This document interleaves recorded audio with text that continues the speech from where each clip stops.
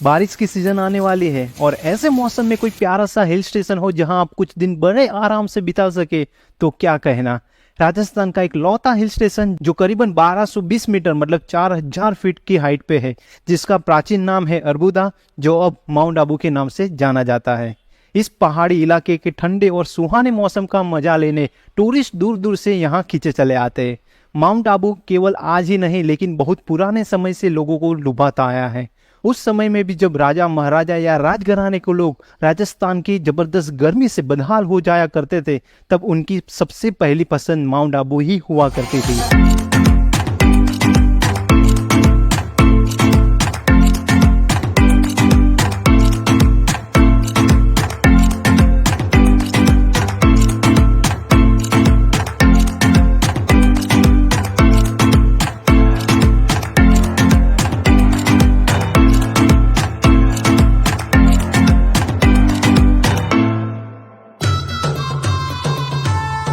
Mount Abu में आप कौन कौन से प्लेसेस विजिट कर सकते हो। नक्की लेक, राजस्थान के माउंट आबू में करीबन 3936 फीट की हाइट पे है नक्की झील, जो करीबन 2.5 किलोमीटर के दायरे में फैली हुई है।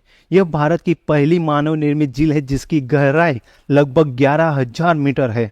सिर्फ एक रात में ही नख मतलब नेल की मदद से इस झील को बनाया गया था और इसीलिए इसे नक्की झील कहा है। चारों तरफ ऊंचे ऊंचे पहाड़ों, हरी भरी वादियों और खजूर के लंबे लंबे पेड़ों से घिरी हुई ये झील किसी खूबसूरत पेंटिंग से कम नहीं। ये नक्की झील माउंट आबू की सुंदरता में 4 चांद लगा देती है। गुरु शिखर, जो अरवली पर्वत श्रृंखला की सबसे ऊंची चोटी है, जो करीबन 1722 मीटर मतलब 5650 फीट की हाइट पे है। इतनी ऊंचाई पर जब आप खड़े होकर आसपास या नीचे देखोगे तब आपको पता चलेगा कि आप किसी और ही दुनिया में आ गए हो।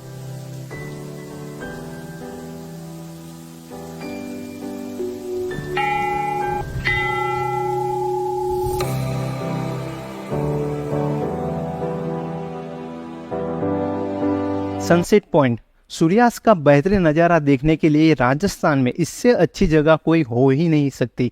यहाँ से सूर्यास्त का कुछ ऐसा नज़ारा आपको देखने को मिलेगा कि कहीं दूर सूरज डूब रहा है और पाताल में समा रहा है। इस हैरत अंगेज नज़ारे को देखने के लिए ज़्यादातर टूरिस्ट इवनिंग के समय यहाँ पहुँच ही जाते हैं।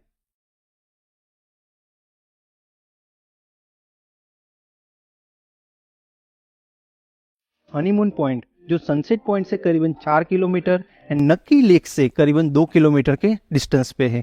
माउंट आबू की घाटियों का अद्भुत दृश्य आपको यहाँ से देखने को मिलेगा और ठंडे पवन की लहर भी आपका दिल जीत लेगी। टूरिस्ट यहाँ पर बैठे हुए घंटों बिता देते हैं।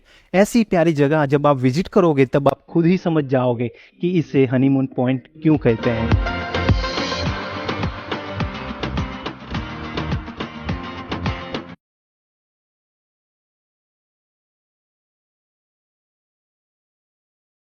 टोड रॉक, नक्की झील के बिल्कुल पास में है टोड रॉक, जो दरअसल एक चट्टान है जो देखने में आपको एक मेंढक जैसा लगेगा और इसी आकृति की वजह से ये जगह सैलानियों का ध्यान अपनी ओर आकर्षित करता है। मेरे सुझाव से आपको ये जगह अर्ली मॉर्निंग जरूर विजिट करनी चाहिए।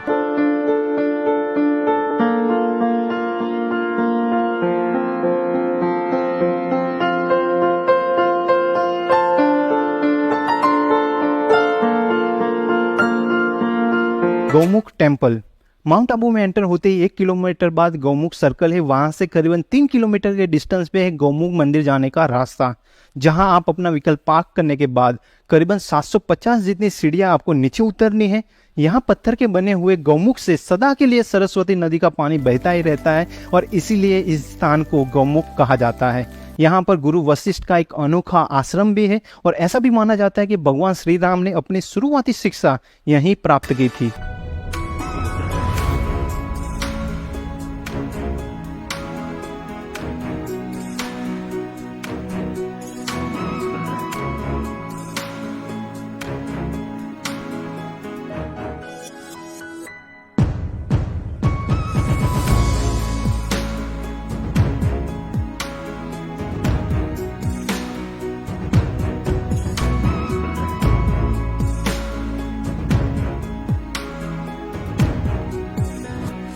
अर्बुदा देवी टेम्पल, जिसे अद्धा देवी टेम्पल भी कहा जाता है, जहां आपको करीबन 350 जितने स्टेप चलने होंगे। बाद में आप एक गुफा में बैठे हुए माता जी के दर्शन भी कर सकते हो। वैसे अद्धर का मतलब होता है होठ यानी लिप्स। 51 शक्तिपीठ में से यहाँ होठ का महत्व है। ये पवित्र जगह आपको विजिट करने में करीबन 2 से 3 घंटे जितना समय लग सकता है। ट्रेवर्स टैंक, जो गुरु शिखर रोड पर एक अनएक्सप्लोर प्लेस है जहां काफ़ी कम लोग जाते हैं। मैंने भी पहली बार ये जगह विजिट की और सच कहूँ तो आपको भी ये खूबसूरत जगह जरूर विजिट करनी चाहिए। वैसे यहाँ एंट्री टिकट लेनी पड़ेगी, बाद में आप अपना व्हीकल लेकर या फिर चलते हुए आगे जा सकते हो। यहाँ एक बहुत ही खूबसूरत लेक है जिसमें काफ़ी सारे क्रोकोडाइल्स और मछलियाँ भी है। पास में 2 माउंटेन है, एक है वैली व्यू पॉइंट और दूसरा है आबू व्यू पॉइंट। अगर आप वाइल्ड लाइफ फोटोग्राफी में इंटरेस्टेड हो तो this is must visit place for few amazing birds. Achleshwar Mahadev temple, नकी झील से करीबन 9.5 किलोमीटर के डिस्टेंस पे है अचलगढ़, जहां आप अचलेश्वर महादेव मंदिर, जैन मंदिर और चामुंडा माता जी का मंदिर भी विजिट कर सकते हो। वैसे मैं आपको बता दूं कि अचलेश्वर महादेव मंदिर में भगवान शिव के पैर के अंगूठे की प्रतिमा है जिसकी पूजा की जाती है। दिलवाड़ा जैन टेम्पल, 11वीं और 13वीं शताब्दी के बीच स्थापित दिलवाड़ा जैन मंदिर देश में वास्तुशिल्प पूर्णता के सर्वश्रेष्ठ नमूने में से एक माना जाता है। सफेद संगमरमर से उकरे गए इन मंदिरों के आंतरिक भाग में दरवाजे से लेकर छत तक हर एक जगह जटिल डिजाइन है। माउंट आबू में दिलवाड़ा जैन मंदिर आप अवश्य जाए। दिलवाड़ा जैन मंदिर 5 मंदिरों से बने हैं: विमल वसाई, लूना वसाई, पित्तलहार, पार्श्वनाथ और महावीर स्वामी, जिनमें से सभी की अनुकरणीय संरचनाएं हैं और बेजोड़ आध्यात्मिक वाइब्स देते हैं। इसके अलावा भी आप Brahma Kumari Om Shanti Bhavan, Peace Park, Mount Abu wildlife sanctuary, Swaminarayan मंदिर और आबू शॉपिंग मार्केट इत्यादि जगह भी विजिट कर सकते हो।